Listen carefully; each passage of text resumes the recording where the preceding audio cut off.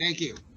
Okay, so the background of this is that Jim Wilroy wanted me to give a presentation on trust administration, and I thought that was a good idea since we do a fair amount of it.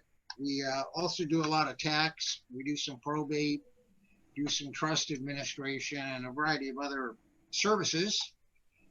And trusts and estates and tax, that's our area. Myself, Rex Crandell, and my assistant Tamara, who is a very competent office assistant.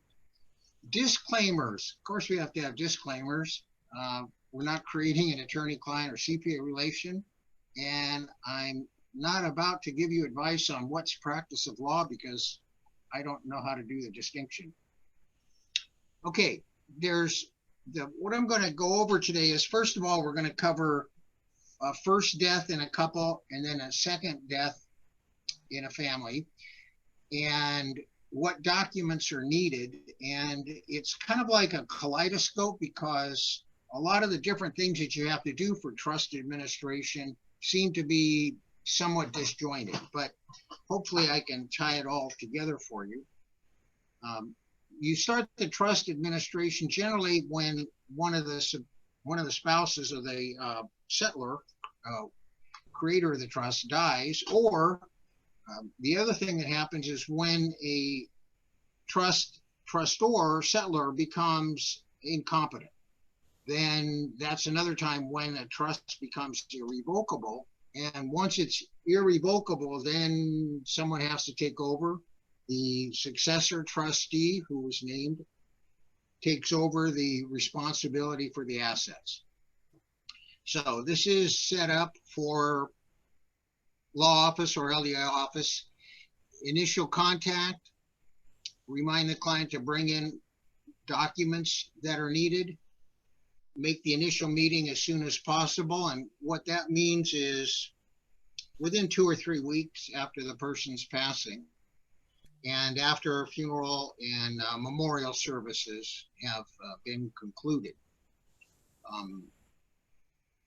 One of the first things that we look for, the shortest time frame, is lodging the will with the Superior Court in the county where the person lived. There's no penalty that I know of for not doing it, but we try to comply with the law. And the way this is done is you have to bring the original will. They won't take a copy.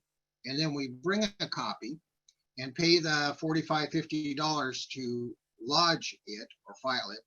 And then we ask the clerk to take the original will, lodge it, and then stamp our copy with just the rubber stamp that they are using. And we're not talking about a fancy $35 certified copy or anything like that. We just want proof that that process has been taken care of. So overall, 3 steps: notification, meaning beneficiaries, interested parties, stakeholders; marshaling of assets, which means control and management; inventory, finding out what assets are controlled by this trust; and appraisal, figuring out what the assets are worth. And then after a lot of procedural steps, we'll look at allocation and distribution. I'm sorry, this is Tamara. Back on his 3-step process, one of the only other things that I could think of that is really important is for you to get a copy of the will and the trust and make sure the person you're communicating with is the actual successor trustee or who is the next in line. Recently we've had a client call in and she wasn't the she kept telling us she was the successor trustee, but then, and we went through all these steps, but then by the time I got a copy of the trust, I found out she wasn't. She was the second in line. So I had to tell her, okay, now all of a sudden we can't talk with you because you're really not the successor trustee. You're a beneficiary, and it creates a conflict of interest. So make sure you get the right person. And checklists, in the handout material today, I've provided you a very lengthy 8-page checklist for trust administration. It's extensive and not everything applies. There are simpler ones, but first you need to find out what kind of assets or what you're dealing with, because all different types of irrevocable trusts come with different requirements. Basically, we use the checklist to determine which way we're going. We don't usually give the client a copy of our detailed checklist. And as we go through and find out what the circumstances are, we might add additional steps that we feel are necessary. When a trust becomes irrevocable, either because of a death of the settlor or because of incapacity, the IRS wants to have you get a federal ID number, taxpayer identification number. What we do normally is, when the client is here and we're starting the trust administration, is that Tamara will we'll get the information. Tamara will be on her computer, her desk, and we get the taxpayer identification number for the fiduciary, the irrevocable trust, while the client's waiting in the office. So we get the copy of the official IRS letter, we get the new ID number, and we name our office as the third-party designee so the IRS can give us the number. And then we give copies to the client and advise them that the accounts that were in the name of the decedent, the Social Security number is no longer usable, and you have to get the new ID number in control for all the bank or financial accounts. If it happens to be a husband and wife and only one of them's passed, then it's not as critical, because you can just take one of the names off and the survivor's Social Security number will stay on that particular account.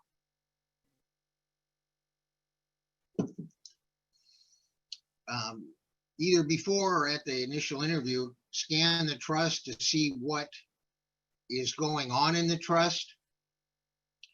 Look at the provisions for formulas, powers, what is the intent of the settlor or creator, and then we prepare an internal form. We call it a pink sheet because we print it on pink paper. And after the meeting, I read the trust in detail and summarize the provisions so that we don't have to go into the full-blown text every time we want to review a certain point on the trust administration. So the next one talks about a disclaimer. They're not that common these days, but what is common, unfortunately, is there's a lot of old trusts that were created back when the inheritance tax rate was much lower, and it says you got to split the trust. And with the inheritance tax rate starting for an individual at 11,580,000, we don't have that many bypass trusts anymore that are needed. They may be required, but we'll talk about ways to get around that. But one thing with the law changing in 2025, with the inheritance tax rate going back down to, I think, 3 to 5 million, is that now we can build in a disclaimer in case the trust is not amended in the future, and should inheritance tax be applicable in a couple, husband and wife, and one passes, the spouse can disclaim part of the trust, not being a required AB trust, but then save on inheritance tax. Okay. One thing though that to keep in mind when it initially happens is it's extremely important though if you have a husband and wife and there is kids from a prior marriage or kids prior to the marriage, then it's extremely important to split the trust, because of the fact that the distributions later on are not going to be the same, and the kids from the prior marriage will feel that they've been shortchanged somehow, some way. So one of the things that I really look for as soon as I see a trust is if there's any explanation, and or I'll ask the client, are there any kids from a prior marriage, and or does the surviving spouse have kids that were not part of the marriage? So that's one real big thing that I ask right away because it makes a huge difference. And my assumption when a client comes in, they're the successor trustee, is the majority of people have not ever been a trustee before. They don't know what they're getting into. And usually by the end of the whole process, they're muttering under their breath saying, I had no idea it was going to be this much work. And had I known I had to do this much work, I would have never volunteered for this job. But it is what it is. And somebody has to take care of the assets of the decedent. And I tell them, you know, you're basically helping out your loved one. And yes, it's a lot of work, but they would have done it for you. And in terms of the trustee's duties, instead of me going through a big training program, I try to use the Judicial Council Form DE 147, which I'll show you in a moment, because it very succinctly describes what a trustee has to do. No commingling, have to deal with the best interest and the decisions for all the beneficiaries, no favoritism, absolutely no commingling, no split interest. If you have family members working for the trust, they have to get fair market value wage, no more, no less, and disclose.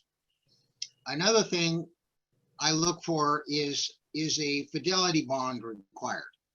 For most trusts, it's not, but I've experienced too many trusts where the trustee was thought to be responsible and they ended up not being, and they raided the cookie jar and took out a whole lot of money. So oftentimes if there's a bond provision, I think that's a good thing. But here is the form that Judicial Council 147 that describes the duties for the trustee. And when we're doing a probate, they have to sign this and turn it in. But it's got the requirements. It's not in great detail, but it's enough to inform the successor trustee what their duties are and what their conduct should be. And it doesn't take me much time to explain it because they can read that on their own. So now we get into the notices. When a trust becomes irrevocable at any time because of incapacity or death, the probate code requires notification to all the heirs, potential heirs. Now, that's a broader category than just the named beneficiaries. Even a beneficiary who was not included in a trust, they still have to get notice. And there's good reason for it, which will help the trustee. So what is the notice? I have an example in the next slide, but basically you're telling the heir or beneficiary that this loved one has passed on and the trust has become irrevocable. Person sending it is the successor trustee who's in charge of the assets. And then the trustee needs to decide if they're going to send the entire trust or not to the beneficiary or heir, or just tell them that they have a right to obtain a copy. Well, in our office, we want to control the sending of this notice because we've had problems where some beneficiaries have selective memory and they claim they never got it. So we treat it like a proof of service that it's sent from our office, and we have a proof of service that it was actually sent. If it's a real cantankerous potential beneficiary, we might send it certified. And and the other factor is we always send the trust with the 16061 1.7 notice because we want to shorten the time. What we're talking about here is the heir has 60 days from the date of the notice to contest the trust if they want to, and when the trust was attached. If the trust was not attached, then they have 120 days to contest the trust, or they lose their right. Okay, hold on. Sorry, I'm going to read the question from Robin. Who exactly would be the potential heirs whom you must also notice? I myself will go ahead and answer. It has to be anybody and everybody in the family, or a church they attend. We've had quite a few people, or trusts in the past where the successor trustee goes, oh my God, I don't want to give Aunt Susie a copy of this trust from John because it may say personal thing, or she may feel bad because she was left out. That is not the successor trustee's call to make on who should and should not receive a copy. When we have clients, or I tell them that you must, anybody and everybody, because anybody could have the right to contest it, and you don't want the trust, you don't want to get in the middle of it or get towards the end and all of a sudden Aunt Susie pops up and says, hey, I never got a copy. He told me that I was going to receive the Cadillac, and I want to know where my Cadillac is, and then you're fumbling around like crazy trying to figure out what happened. So it protects the subsequent trustee from claims, and we insist upon it. And essentially, you're probably aware of the table of consanguinity that shows intestate, and that's basically all the people that get noticed. If they're on that chart for consanguinity on an intestate situation, dying without a will, then you want to give them notice of the irrevocability of the trust. And on the screen here, I've included a sample of a model form for your information on what's included.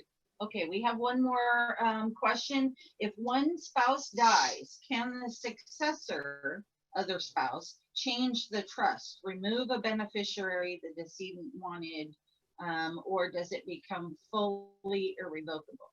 Okay, there's more than one answer to this. What happens when a trust, a husband and wife, when one passes, the trust, I look at it like a ball, it splits in two halves. We have the decedent's separate property and half of the decedent's community property in one container. And the survivor, all of their separate property and half of the survivor's separate property in another container. Now, if it's an AB trust, there's no question. It cannot be changed as to the decedent. And that's very important. Now, if they have a trust that I call the I Love You trust that allows the surviving spouse to amend, adjust after the first death, the trust itself allows it. So there would not be ability to stop the trustee from changing the document. And if I was drafting a document and there were children from prior marriages, no way.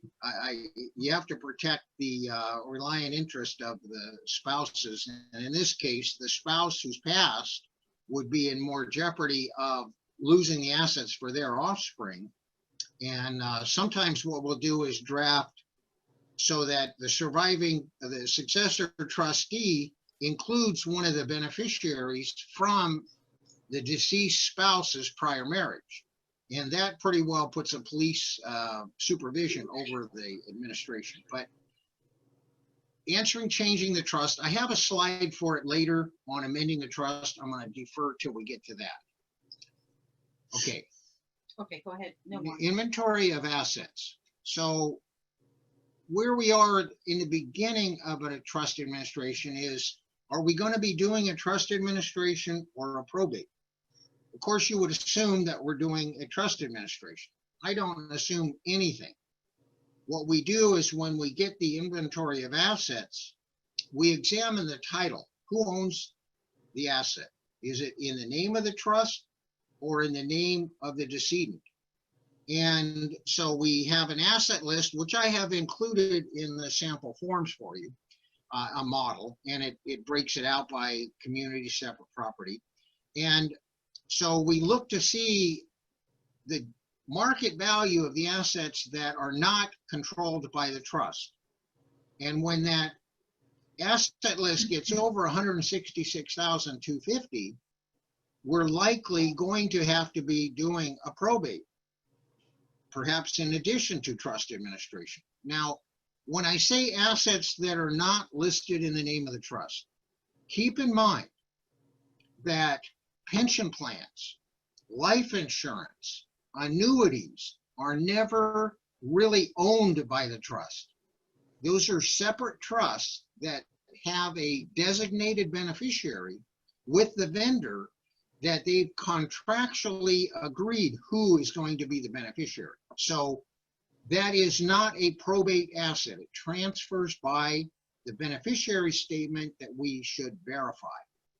Now, hopefully we don't have a probate to do, and that's the purpose why the majority of people do create a revocable living trust. And in addition to inventorying the assets, we'll get into a little later on, we're going to value the assets also. One thing, Rex, tell them what happens when you have, like, say, for instance, a vehicle, it was not in the trust, and how do you know what to do with it? Good point. Yeah, a vehicle, motor vehicle, and also mobile homes frequently are not in the name of the trust. They both, Department of Motor Vehicle and the Housing Department in California that controls mobile homes or motorhome ownership, you basically bring a certified copy of the death certificate, and they have a form that's an affidavit of death, and you say that I am transferring the property to myself, I am the person in control. Here's a copy of the will or the trust, or a statement that there is none. And DMV seems to be fairly lenient on allowing that happen. It's kind of scary if somebody's got an expensive car that, you know, I don't know what would stop somebody from getting a death certificate and going and putting the Lamborghini in their name. But it is what it is, and unfortunately it's not a court process. No, basically I was thinking more of the process. Say, for instance, they have a trust, they have a will, they did not put the vehicle or a thing in the trust name. Tell them the document you must use. Oh, okay. It's not just the vehicle. So I focused on when she said the vehicle. Now I'm going to broaden the category of assets. Now, in the middle of that screen, it says a 13100 form. Well, what this is, it is a form that we've included example for you that we're not going to do a probate. We don't have over 166,250. And the successor or the administrator, who's ever in charge, fills out this form and says under penalty of perjury that I am in control of this. You need to transfer control to me. We just had one with a bank, a credit union, where the credit union would not give the successor trustee the asset. We filled out one of these forms, and as part of it, the vendor is informed that if we have to take them to court to exercise the rights under this law 13100, that the vendor has to pay all the legal fees. And for some reason, the credit union finally found out the way that they could give it to the proper person.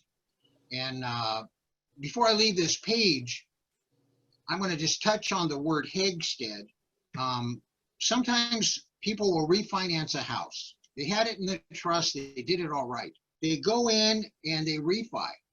Now, title companies and banks maybe don't put it back in the name of the trust after the refi. So when the person passes away, the house is outside the trust. I understand some title companies are prohibited from bringing it back into the trust. So we have this case that says because it was notarized, identified, and specifically listed on the Schedule A in the trust with the proper assessor parcel number and the legal description, that the court treats that equivalent to a deed, and the court will allow the transfer of the house into the trust without a probate, which is a time and money saving event for the trust.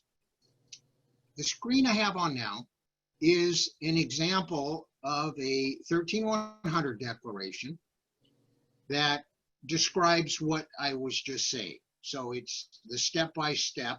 The only thing I left off was the notary portion, and it gives any third party, it could be a safe deposit box, it could be bonds, it could be stocks where there's more involved if the person owns stocks outright. There's a procedure with the registrar that's a little convoluted to get the shares reissued, but this is the form to get assets that are outside the trust when we're not doing a probate. Okay, I have the question. Okay. So this is from Lori. Is providing this form to vendor UPL? I'm not sure what UPL means. Unlicensed practice of law. Oh. It's something LDAs never do, so it's not a problem, but go ahead. What's the question? Is providing this form to vendor UPL? Okay, so let me go back to that form and let's take a look at it. Well, I think what LDAs need to do is fill out forms that have been either on government websites or issued by an attorney or some other source where the LDA is not choosing the forms or giving legal advice. And quite frankly, this form, I'm an attorney, well, and a CPA, but I'm an attorney and I've given you this form. It seems to me it meets that criteria that an LDA could fill it out because this is the purpose, and it's not really like the LDA is choosing the form. An attorney is saying this is what you should do. So that's how I would address that situation. Okay, and one more question from Colleen says, oh, we file all these forms? Okay. Not all the time. Okay, so the question has to do with the word file. Now, with what I do, the word file is used a whole lot of different ways. This particular document, the 13100, is a form that you have notarized by the successor trustee, and you physically give it to the vendor, the bank, the third party that's holding assets, and it's not, quote, filed anywhere. It's not filed. When I think of the word filed, I think of the word county recorder and making it a public record. That's not what's happening here. This is between the successor trustee and the vendor who's holding assets that they need to let go of it by operation of law, or they're going to face some liability if we have to bring an action to enforce it. There are a lot of documents that do need to be recorded in the county recorder's office, some just filed with the assessor, and I'll try to point out those distinctions as we go through. But this is not a recorded document with the county recorder's office. So we're inventorying assets, okay? Oftentimes the assets in a trust are sold, divided out for the beneficiaries, and they're given cash based on their percentage or what the trust says.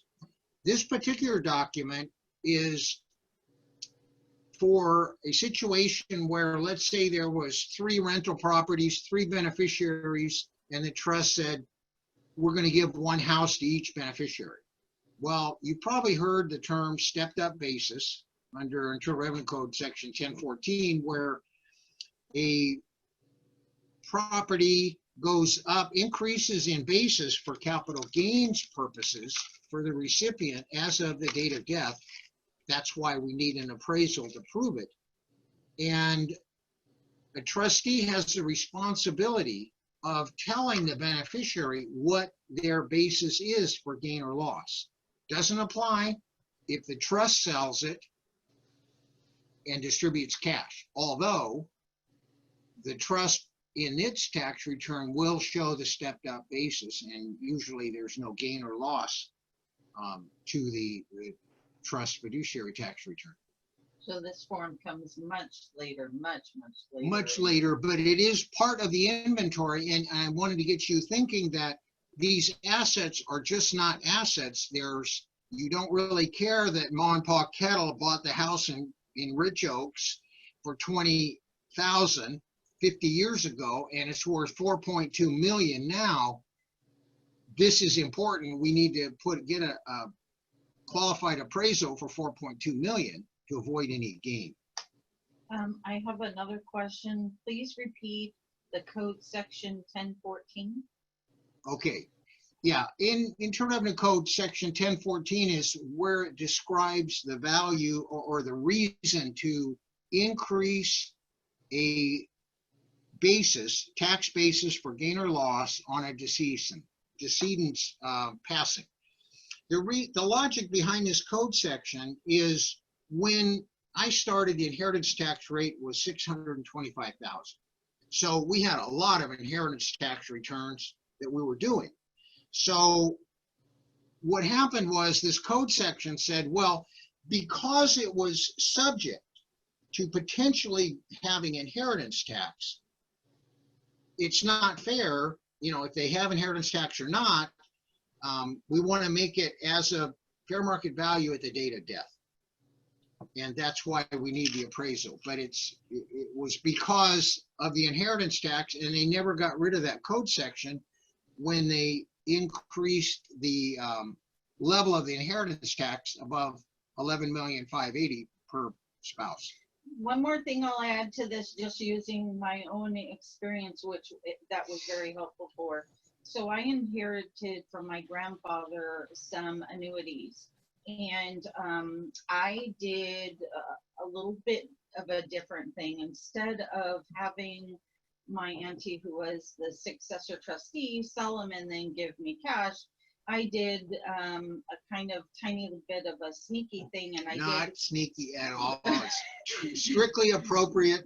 But I did a transfer in kind, which Yes, means just fully transfer exactly what he had, his Don't sell stocks, his amount, over and just put it in my name. That a couple of reasons: I didn't have to pay the stockbroker fee for selling it and then giving me cash.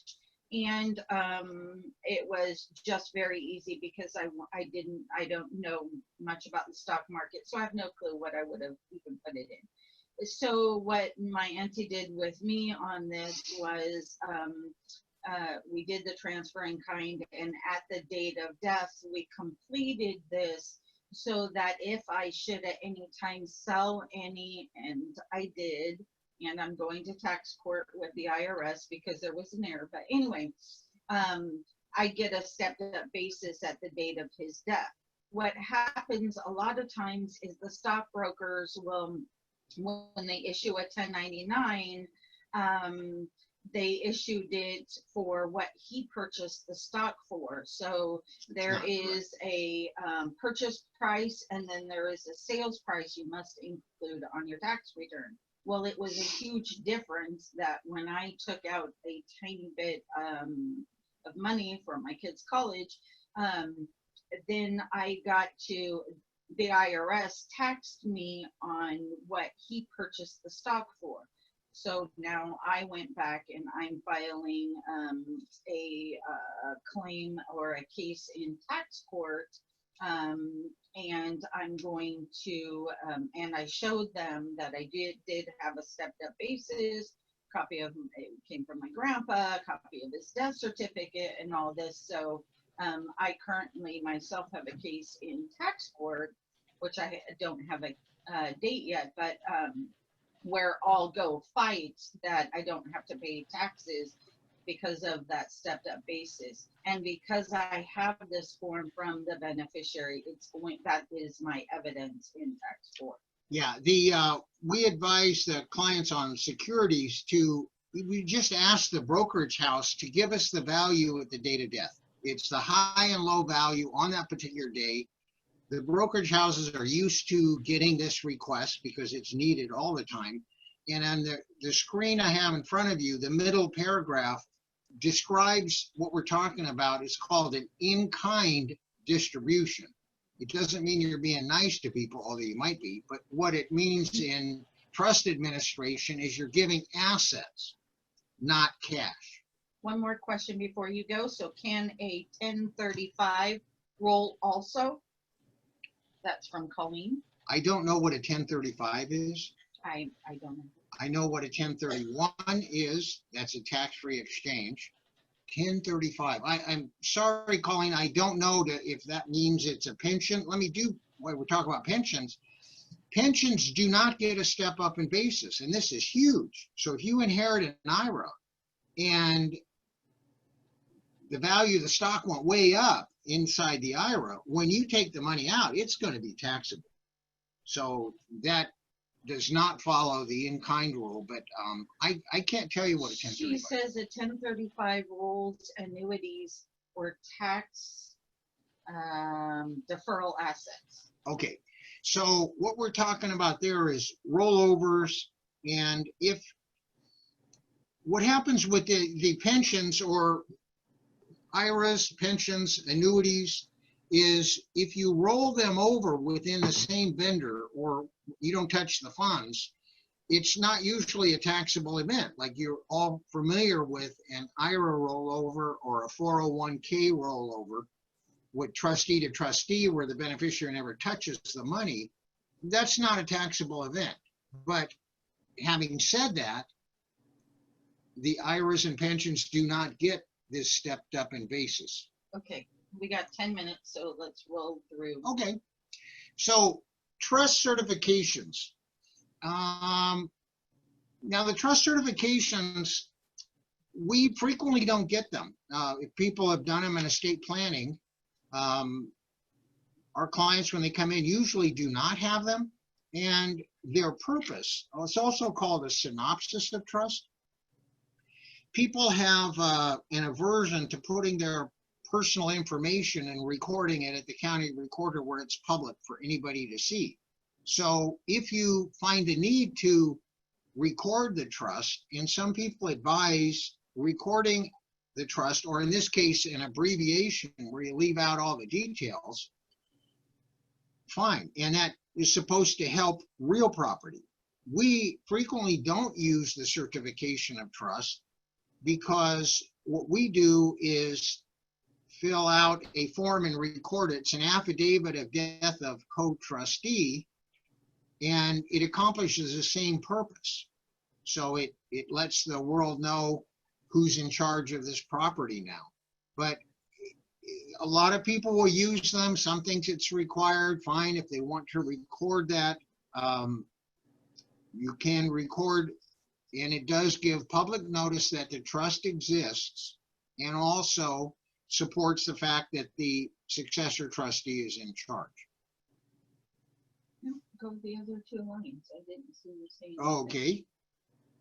So sorry to interrupt, Rex. We actually have till 1:15 to go ahead, so we're good for several more minutes. Okay, perfect. Thank great. you. Thanks, Rob. Okay. Gave me a new lease on life. Okay. Since surviving spouse. Okay. So financial institutions, they all have different rules, as Jim Wilroy has pointed out, that when you go down and try to change the name of an account to the new name of the trust or the successor trustee, some will allow you to copy the first few pages and the notary page of the trust. They'll go with it. Others want the entire trust. Sometimes a certificate of trust is good enough, but we always advise contacting the financial institution first to see what they will accept. Oftentimes they have their own form, And in that process, before the accounts are changed over, make sure you have the new federal ID number if one is necessary. So one quick question before you leave. Lucia says, so is that the only benefit of recording the certificate of trust, to make it a public record and to say who the trustee is? That seems to be the way that I understand it. You can read more of it on the code section, probate code 18100.5.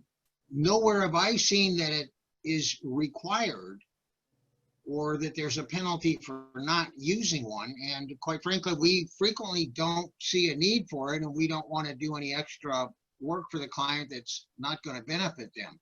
But it's a trust in California is not registered. Some states do require you to register your trust or record it, but not in California. But I think that's the only benefit. It gives public notice of the successor trustee and the existence of the trust. This is an example of the certificate of trust, a model form that could be used to fill out for this purpose we've been describing. Now, the estate tax return. In estate administration, the area right now of estate or inheritance tax, the proper name is the estate tax because it's on the estate, not the beneficiary, but it's a complete waste of time in the majority of cases, because if each spouse has less than $11 million worth of assets, we're not talking about estate tax returns.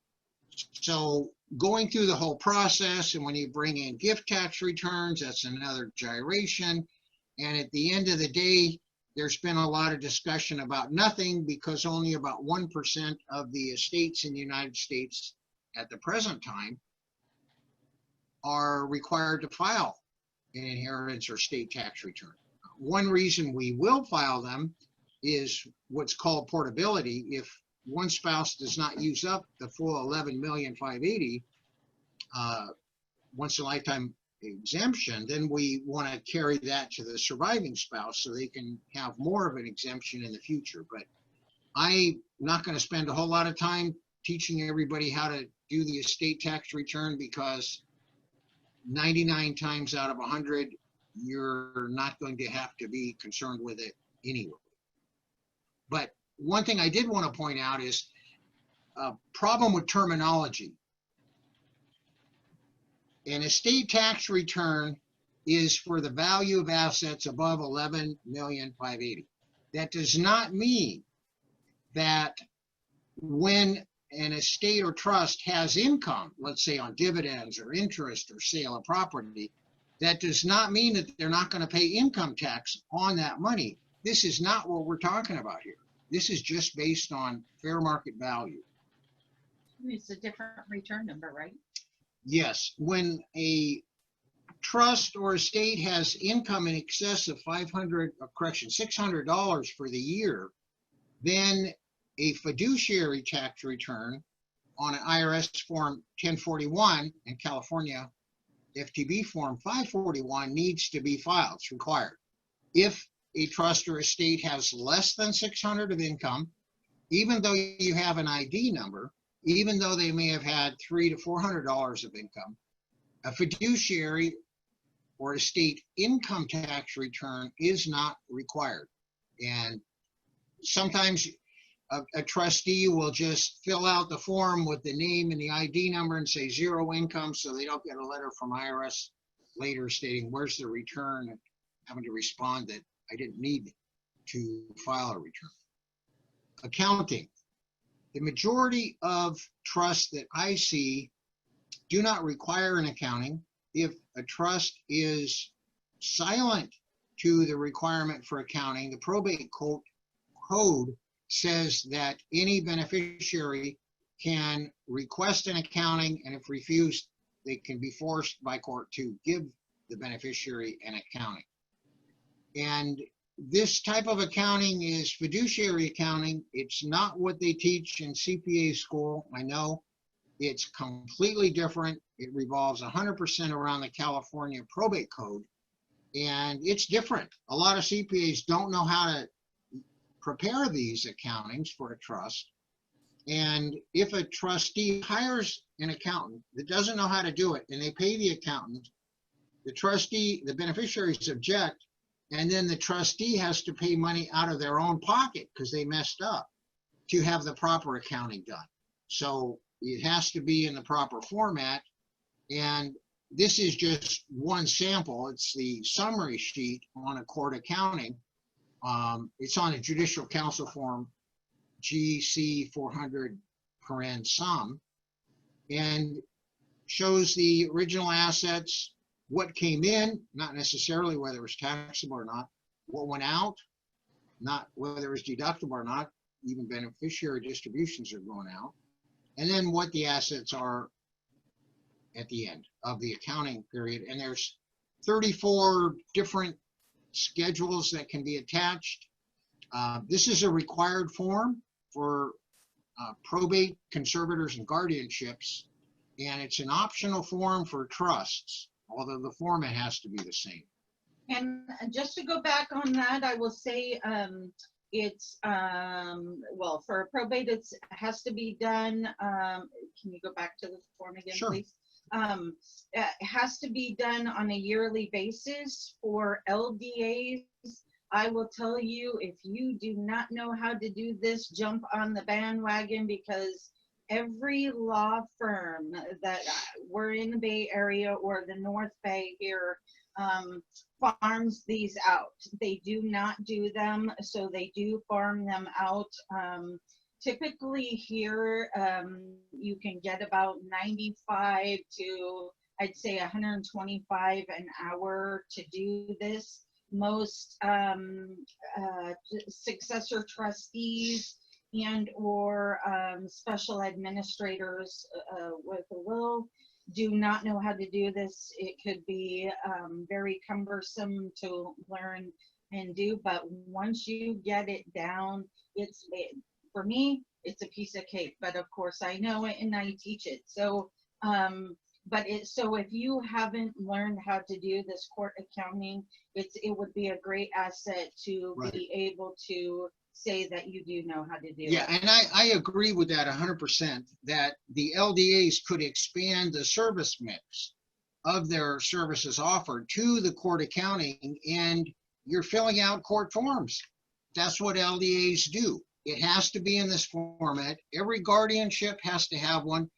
Every conservatorship has to have one at the end of the first year, and then every odd year after that. Every probate has to have one. And Tamara and I teach a class on probate accounting or fiduciary accounting, and the judges just love it because they get these individuals who are pro per, and some people have anathema to the numbers, anything in numbers, and their eyes gloss over. And then the court requires them to do a court accounting, and my gosh, the judges are just having a tough time getting a lot of the pro pers to do the court accounting in the proper format. Okay, hold on. So one question, I'm gonna go back to Colleen, sorry. If it costs them $600 to file the form for $600 profit, do you still have to file? That's one. And then the second question from Vita is, are these slides going to be available later? Okay, the first question has to do with taxability of income on a fiduciary tax return, a federal IRS form 1041, California FTB 541. What the criteria is, if there is more than $600 of income, not net, just gross income from adding dividends, adding interest, adding stock sales, adding anything, the positive number of income, then you have to file the fiduciary tax return. And whether you actually pay the fiduciary income tax or not is not the question. You have to fill out the form. And unless there's tax due, there's nothing to pay on it. But the problem with the fiduciary returns is the fiduciary returns tax bracket is the highest bracket. So you don't want to leave the money in a trust or an estate if you can distribute it out to the beneficiaries, because if the trust or estate pays the income tax, they're going to pay way more than the individuals if it's distributed out in a K1. The maximum tax bracket in a fiduciary return is at $11,500 of taxable income. That's equivalent to $335,000 of taxable income for an individual. So we're talking very condensed and high taxes in the trust and estate tax returns.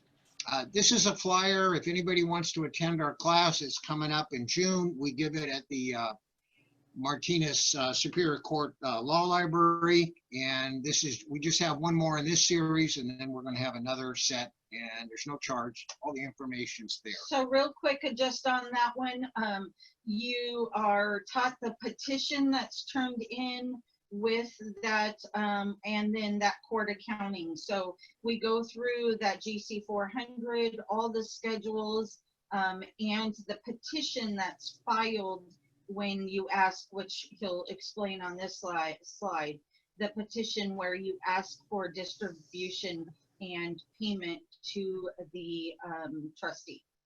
Right, and in that, the class on the court accounting, the trustee, if it's a probate case, or if a trust can be brought before the probate court and it is treated under the probate rules. Otherwise, you just leave it outside. But for all probates, all guardianship and conservatorships, the attorneys, the guardians, conservators, and the executors cannot get paid until they do the accounting and put the petition in the accounting explaining to the judge why it was appropriate for the attorney to get paid and the trustee or administrator to get paid. Okay, on the death of the second spouse, we have a series of questions to go through, finding out what is needed for the administration of this estate. If we did not have an ID number already, say if we had an I Love You trust where it never became irrevocable until the second death, then we would have a new ID number requirement. We still, at that point, need to marshal and inventory the assets, notify the trustees, basically the items that we discussed above. Okay, this is we had talked about it briefly before, the notice to the beneficiaries of the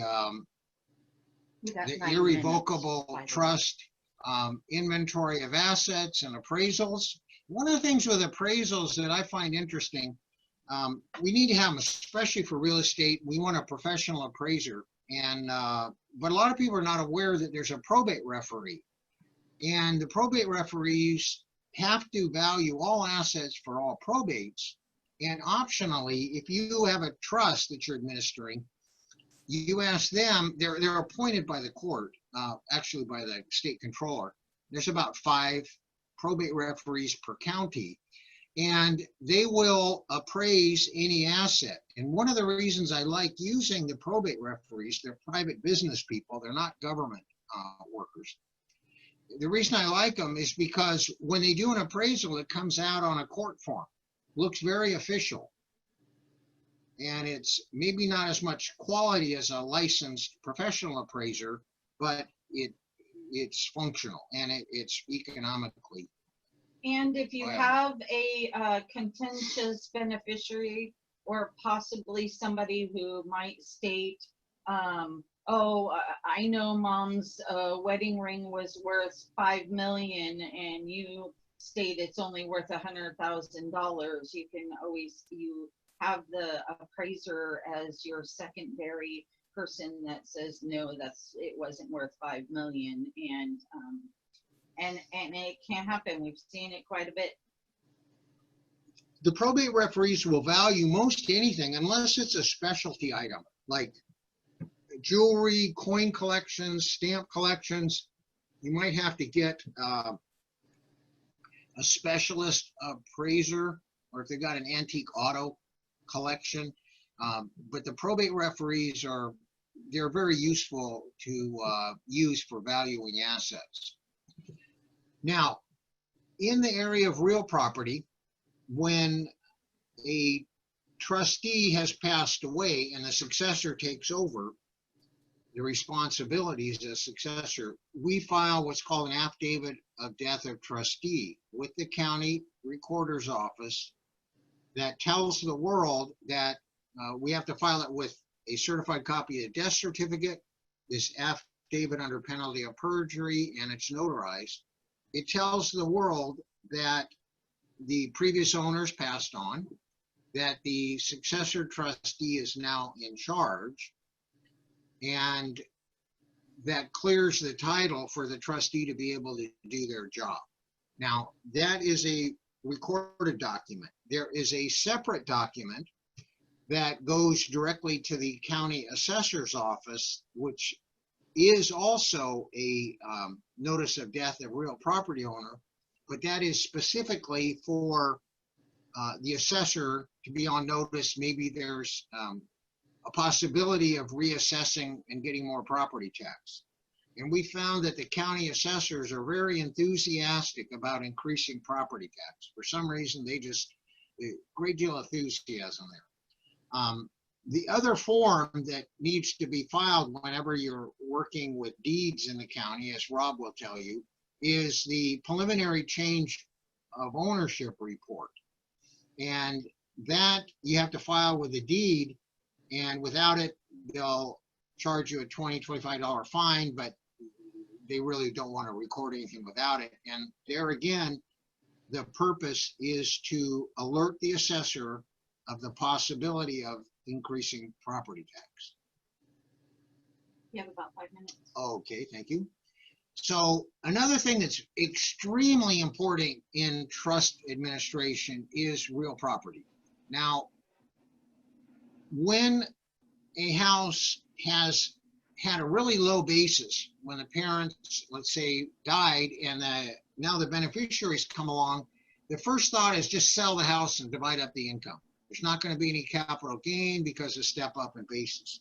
But I always point out to the successor trustees, don't be so fast on this decision, because if the property, the house, the apartment building, whatever, gets transferred into the name of the children, then you can claim a parent-child exclusion up to $1 million of assessed value, not market value.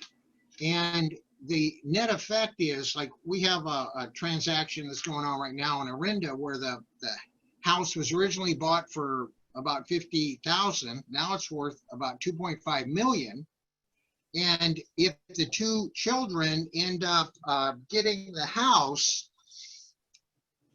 then we claim this exclusion, and their property tax would end up being about $15,000 a year less. So it's important. That's on Proposition 58. So it's important to consider that. Rules and everything. And he said I hear some other talking in the background. Perhaps somebody else has a microphone on. Okay, 2 minutes. Affidavit of death of trustee we spoke about. Here's the change of ownership, death of real property owner for the county. Application not to reassess parent to child.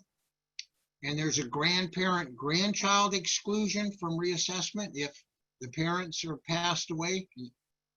There's a co-tenancy exemption for people who own property together over a year. And registered domestic partners can also take advantage of that.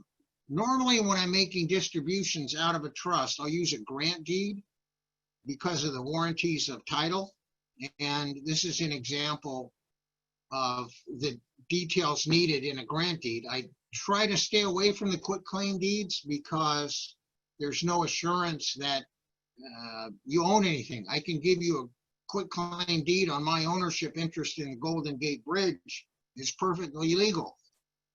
I don't happen to own anything, but you can still do a quit claim on that. Here's the example of what we talked about, preliminary change of ownership report, affectionately known as a PCOR in the industry. It tells the assessor certain facts to see whether they'd be able to reassess or not. Okay, one little sense of if a trust has an LLC in it and there's a change of over 50% ownership, this is a big deal for reassessment. Now, we're getting along in the process. We're going to be distributing pretty soon. So we distribute a distribution agreement among all beneficiaries. We do that to root out objections potentially. And we can request a waiver of accounting. We can get their approval.